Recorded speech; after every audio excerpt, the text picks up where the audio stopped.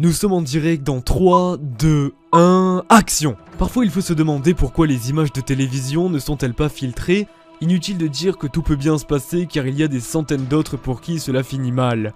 Il est alors logique pour de nombreux programmes de faire en sorte d'éviter que quelque chose d'inapproprié ne soit diffusé. Mais heureusement certains moments passent à travers les mailles du filet et c'est au grand regret du producteur mais au grand bonheur du téléspectateur.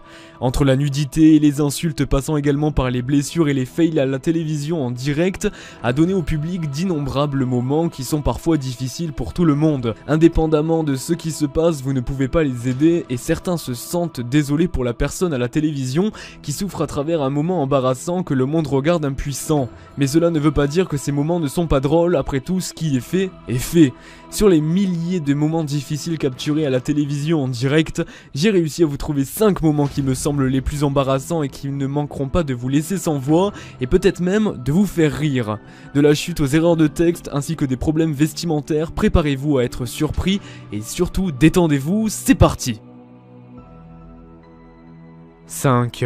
Classé parmi les plus grands de tous les box-office étoilés, Samuel Jackson est certainement l'acteur travaillant le plus dur de tout Hollywood. Après avoir vu cette interview, vous n'allez pas le croire. D'après le circuit de presse pour Robocop, Jackson est apparu dans l'émission matinale du KTLA. Le journaliste lui a demandé s'il était heureux de travailler avec Marvel pour les Avengers, ainsi que sa réaction face à son Super Bowl commercial. Ce n'est pas grand chose, non? Eh bien ça ne l'aurait pas été si Jackson avait fait un Super Bowl commercial. Au lieu de cela, le journaliste a confondu Jackson avec Laurence Fishburne qui, comme dans l'annonce, a repris son rôle dans Matrix.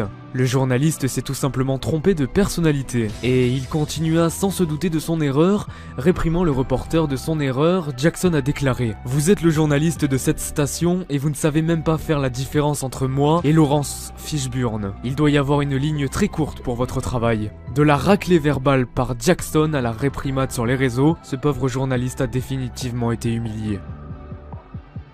4. Légaliser ou non, tel est le grand débat.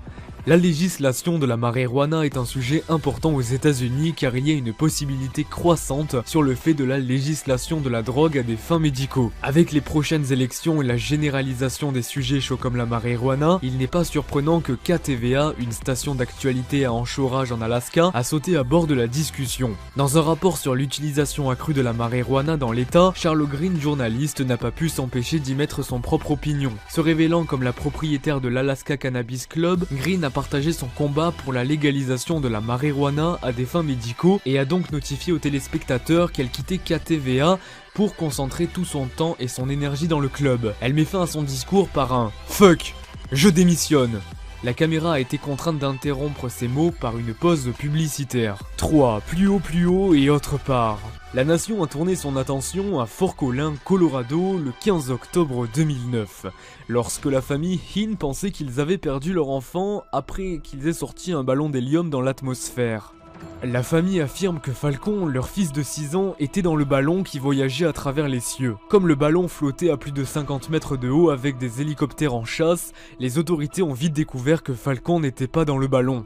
Heureusement trouvé caché dans le grenier de la famille, Falcon a dit aux autorités, à sa famille mais également aux médias qu'il était resté ici depuis tout ce temps et qu'à même un moment il s'était endormi. Mais toute la vérité est finalement sortie lorsque la famille s'est assise avec Wolf Blitzer sur Larry King Live.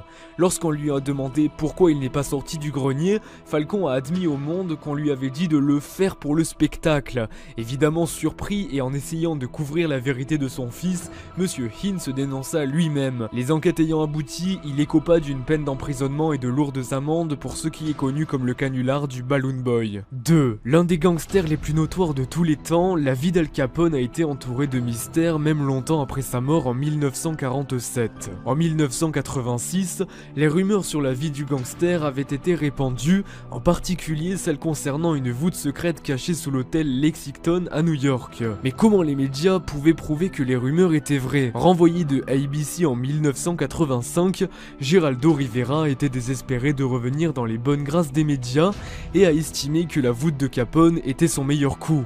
En 2 heures de diffusion en direct le 21 avril 1986, nommé Le mystère de Volts Al Capone, le monde a regardé comment Rivera et une équipe d'entrepreneurs sont entrés dans la voûte. S'attendant à trouver des trésors, des drogues, des armes et plus encore, au lieu de cela, Rivera a été accueilli avec un sol de terre battue et des bouteilles vides. Avec une déception pour le monde de voir Rivera qui avait absolument aucune image d'intéressante, la chaîne a donc privilégié la diffusion d'une chanson. Un début spécial lui a même été consacré dans la fameuse émission Les Simpsons. 1. Un dysfonctionnement de garde-robe ou non? Chaque année, les fans attendent avec impatience de savoir qui sera la vedette du spectacle de la mi-temps au Super Bowl, et l'année 2004 s'est avérée ne pas être indifférente. Le 38e championnat était une bataille entre New England Patriots de la NFL et les Panthers de la Caroline.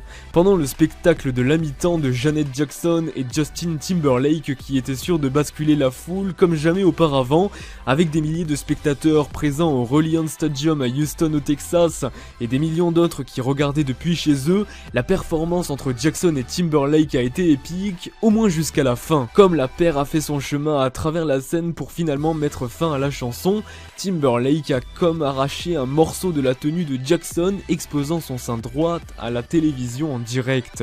Le Oops conduit à une variété de règlements de la FCC et a incité les émissions du Super Bowl à être sur un léger retard pour sauver les jeunes yeux d'un autre affichage de X-Rated. Bien sûr, le moment était enregistré depuis longtemps par plusieurs personnes et est d'ailleurs rapidement devenu le moment le plus rejoué de l'histoire de la télévision. N'hésitez vraiment pas à laisser un petit pouce bleu, ça me ferait vraiment super plaisir et ça m'aidera surtout dans le référencement de la chaîne YouTube. On est à 5000 abonnés des 70 000 et c'est quelque chose qui me fait également super plaisir. Donc n'hésitez pas à rejoindre l'aventure en cliquant sur le petit bouton rouge s'abonner tout en bas à gauche. Et n'hésitez surtout pas à me proposer un nouveau top 5 dans les commentaires et je me ferai un plaisir de le réaliser, qui sera justement tous les mercredis et tous les samedis à 14 h. Et moi je vous dis à très bientôt, j'espère encore une fois que cette vidéo aura été au top. C'était Rose et ciao, bye bye tout le monde.